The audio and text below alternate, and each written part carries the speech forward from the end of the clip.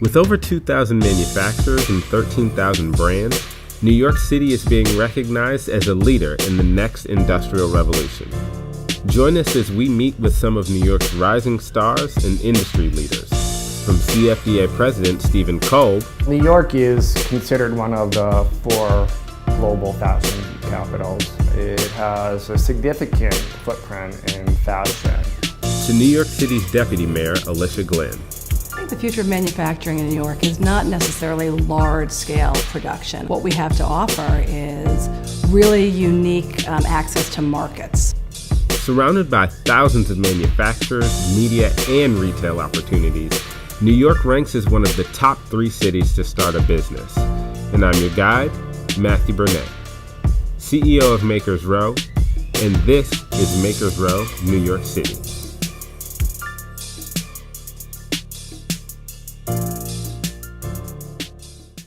I'm here with the CEO and President of the CFDA, Kolb. Thank you so much for joining us. Thanks for being here. How important is New York to the CFDA? Well, New York is considered one of the 4 global fashion capitals, Milan and Paris and London being the other 3. So it has a significant footprint in the global landscape of fashion. Clearly, as the world has changed and technology has influenced business and our lives, people can create and produce anywhere now, but the historic and the sheer volume of fashion presence here in New York keeps it really as part of the top 4 and the significant city in the States for fashion. And everybody sees this Big Apple as the big stage for designers, but CFDA has been a big proponent of both the designers and the manufacturing space. How important is the manufacturing space here in New York?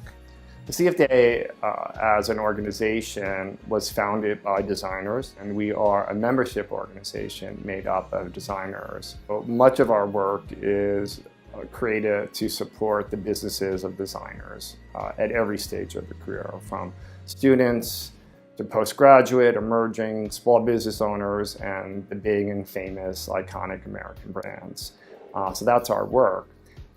But we would be remiss in our work if we really just focused on the creative process. If you were to ask any successful designer what was a key part of their success, they would say it was their relationship with factories or with production. And so that has become one of the core pillars of CFDA's work. How can we invest in manufacturing, and how can we help the members of the CFDA maneuver and take advantage of the best to be stronger and greater creative brands? We're recognizing that a lot of designers are looking for domestic production for faster turnaround times. Are there any other strengths that you see that designers are capitalizing on here in New York? I think the designers, depending upon the point in their career, see different value for New York City-based production. If you're a young designer, it's kind of really all you know. I've heard countless stories of young people who decided they wanted to be designers and just walked around Midtown Manhattan, the garment district, and looked for a sign in a window that said factory and went up there and said, I want to make shirts, or I want to make dresses, or whatever they want to make. And it has been for them a laboratory of sorts, because you have factory owners and production partners willing to really work with a young designer in helping them understand what it means to execute a creative idea. So for a young designer, it's a lab. It's also the proximity of factory to design. The closer design is to production, everyone can agree the better the product. What's your word of advice for the aspiring entrepreneur? We are in the year 2018, and the way business is being done today, or should be done today, is not the way it was 20 years ago. So my advice to young designers would to just do it differently, mix it up. Don't try to do it the way a designer previously did it who's had success, because even those designers that have been in business for decades, 30, 40 years, they're trying to figure it out and do it differently. Years ago, a designer had a creative idea and then built a business. Bill Blass, Pauline Chagère, Arnold Scazzi, it was based on the creative idea, and then a business was born. Now it's the opposite. It's entrepreneurs who have a business idea that's about design, and that's where you see the real success. So I think it's super important to focus on the business aspect and business model of doing business. The other thing that's so important is to not be concerned about what other people are doing creatively. Just try to have a focus on an idea. Clearly you need to create a brand DNA, a code of your house, so to speak, that's unique to you and that speaks to you. We're at a very interesting point. The pressure that comes with work. We just heard about the tragic suicide of Kate Spade, who was a CFDA member, very unexpected. We know the story of Alexander McQueen, Lorenz Scott, another CFDA member years ago, who decided to end her life. And they were dealing with a lot of industry pressure, and I think we as an organization and we as an industry really need to pay more attention to supporting each other around mental health and quality of life. How do you feel like you do that? Is that your friends, or whose responsibility is that? That's a good question, because somebody asked me that recently, and we are a not-for-profit trade organization, so we are about business, developing business and supporting designers in business. But when you look at business, what makes a business successfully?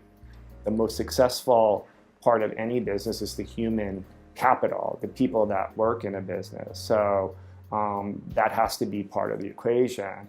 And so I think it's about, for us, creating access and understanding where one can get support, mental health support, destigmatizing depression, encouraging better work-life balance. So it's really through programming and communication that I think is where CFDA could have some impact or influence.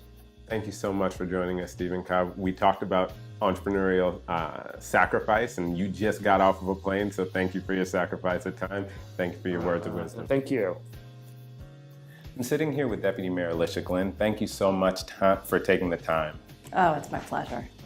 You are the Deputy Mayor of Fashion, Manufacturing, and Technology, three of the most entrepreneurial spaces here in New York. Is that by coincidence? Well, that's not actually my title, but those are certainly things that I work on, and I don't think it's by coincidence. I mean, I am very focused on how we can grow New York's economy and really make sure that as the economy grows, New Yorkers who are creators and people who want to be involved in making things have a real opportunity to do that here in New York City. You've been a real staunch supporter for women entrepreneurs as well as entrepreneurs of color. What has been one of your driving forces for that? Well, I mean, I guess maybe the obvious thing is that I'm a born and bred New Yorker. I am a woman. I've always been a woman. I have daughters. I have continued to see, despite all of the gains that women and people of color have made, that we're nowhere near leveling the playing field, right? I mean, we're still living in a country where it's normal to say there's only 80 cents is the pay gap. That's not okay. It's not okay that there's 1 out of 55 women Fortune 500 CEOs in New York City is a woman. 1 out of 55. Despite the gains, in many respects, we've just barely been holding steady. And to me, one of the driving passions of my life has been to make sure that women and people of color have actually not just opportunity, but actually have power and money in order to really compete at the highest levels. And New York City is a place where we can make that happen. So having a job like this where I can use the tools, the resources, the power, the bully pulpit of this job in order to support women entrepreneurs, immigrant entrepreneurs, people of color, that to me is some of the most important work you can do, and where better to do it but in New York City, the most diverse, inclusive, funky, and fabulous city on the planet. So young people flock from around the world to come to New York to make it. What part do you believe the public sector's responsibility it is to be able to empower those entrepreneurs, those trailblazers, to come here and give them the tools to be able to start their businesses? Well, I mean, New York City has always been the place that people flock to, right? I mean, it is, if you can make it here, you can make it anywhere. So I think that in addition to making sure that people who are from New York have those opportunities, we have to continue to both market ourselves as a city that is open to everybody, particularly in the current environment, let's be honest. The national mood is not necessarily the most welcoming from people abroad or even people internally who don't look like everybody else. We have an absolute obligation to make sure that when people come to New York City, they have access to the education and training programs they need. They have access to raising that first $10,000 you need in order to cut that perfect dress so you can go take it and shop it around. And that requires conscious interventions by the public sector. And so those are the kinds of programs that we've been working on, so that whether you're coming here to start your business or whether you're working your way up through the public school system or through any of our great universities here, that you know that the government not only has your back in terms of making sure you have equal opportunity, but also has a whole series of tools in place that you can access to actually start your business. There's a lot of talk about entrepreneurship. New York City is one of the few cities that really puts their money where their mouth is. I'll give you a great example. We've launched a program recently on a crowdfunding source, Kiva, where we're doing a partnership with Kiva, where women who go through our women entrepreneurship programs get to load up their story, their pitch, if you will, to raise that first micro loan they need to start their business. And New York City's putting in the first $1,000 of every loan. Not that $1,000 is so much money, but think about the psychological impact of when you go onto that website and you see that somebody has already made that investment, it changes the whole dynamic. And so we thought 40 or 50 women entrepreneurs would raise money through this platform. 70 women got fully funded within the first 4 months. So we're obviously touching a nerve that women and other people need other mechanisms through which they can raise that money or get the skills they need to take their business to the next level. And that's such an exciting part of my job. Deputy Mayor, thank you so much for your time. I really appreciate it. I'll leave you to being the hero for entrepreneurs out there. Oh, well, thank you so much for having me. It's great fun.